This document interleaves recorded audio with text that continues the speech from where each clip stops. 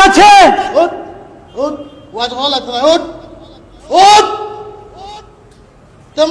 বিরোধী মাত মাতস ওঠ নাম। আবার সমস্যা কি? নাম বেয়াদব। আপনার সমস্যা কি? আমি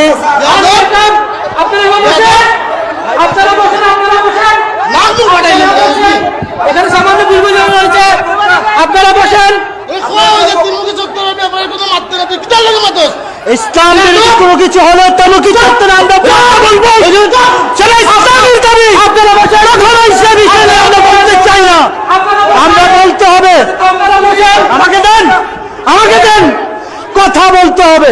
আপনারা থামেন।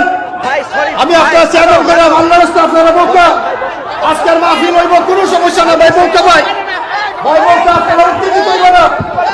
আজকের এই মাহফিল হইব, আজকের মাহফিল চলছে, চলবে।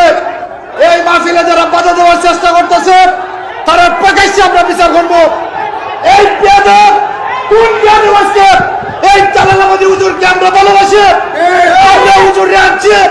এই বেয়াদব তুই হুজুরের সাথে বেয়াদবি করছিস। তুই নামাজ নয়, কালাম নয়, দরিম নয়, তোর সাহস কত? তার মতো বেয়াদব এই প্যান্ডেল আছে কেমন আমার বুঝাছে না। সভাপতি সাহেব, এই বেয়াদব আজকে প্রকাশ্যে হুজুরের কাছে মাফ চাওয়া লাগবো।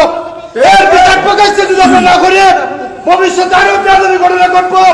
আজকে তার এমন শাস্তি দেবো যাতে ভবিষ্যতে হুজুরের বিরুদ্ধে, হুজুরের সাথে যাতে আর কেউ কোনোদিন বেয়াদবি না করে। আর তুই একটা আস্থা বেয়াদব, তুই নামাজ পড়িস না, তুই কলিমা ঠিক মতো জানাস না। আজকে খোদ হিসাবের সামনে তোর নামাজ নাই, তোর মসজিদে একটা দিন দেখলাম না।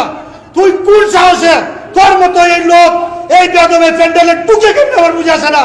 তুই মাফ চা হুজুরের সাথে, মাফ চাই দিবি। আজকে তুই প্রকাশ্যে আপনারা বক্কা, তুই হুজুরে খুশি কর। আপনারা বসেন, আপনারা বসেন।